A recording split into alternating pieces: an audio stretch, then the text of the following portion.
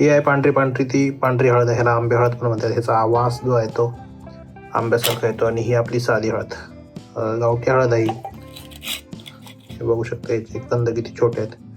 गेल्यावेळेस आपण हळदीचंच लोणचं केलं होतं, तुम्ही बघितलं असेल. याचा कलर पण लागतोय.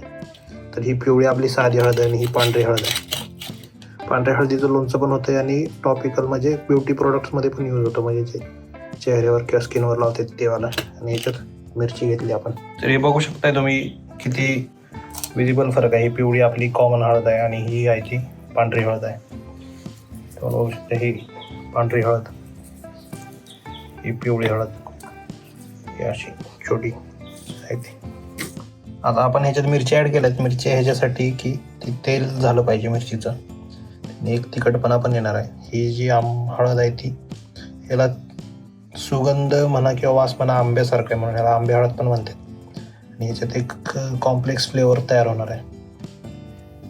तेल गरम करायला ठेवलं आहे आपण, आणि तेल गरम करून झाल्यावर गॅस बंद करायचा. त्याच्यात मोहरी टाकायची, मोहरी आणि लोणचं मसाला टाकायचा. ते सगळं भाजून झालं का फक्त हळदीवर टाकायचं आणि मिक्स करून घ्यायचं. हे आता मीठ टाकणार आहे आपण, आणि तेल टाकायच्या आधी मीठ व्यवस्थित लावून घ्यायचं, म्हणजे हळदीचं जे पाणी आहे ते बाहेर येणार आहे.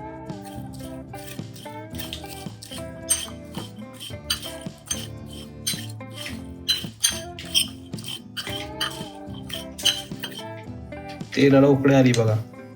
आता गॅस बंद करून आपण ह्याच्यात मोहरी टाकणार आहे.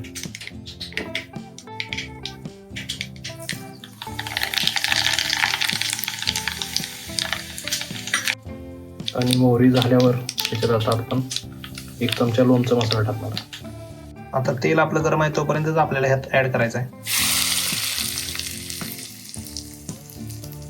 म्हणजे काय होणार आहे, तर हे मसाले गरम असतानाच हळदीमध्ये शोषायला सुरू होणार आहे. थोडीशी हळदी पण शिजली जाणार आहे आणि लोणचं मुरायला मदत होणार आहे. तर बघू शकता 0 मिनिटात आपलं हळदीचं लोणचं तयार झालेलं आहे.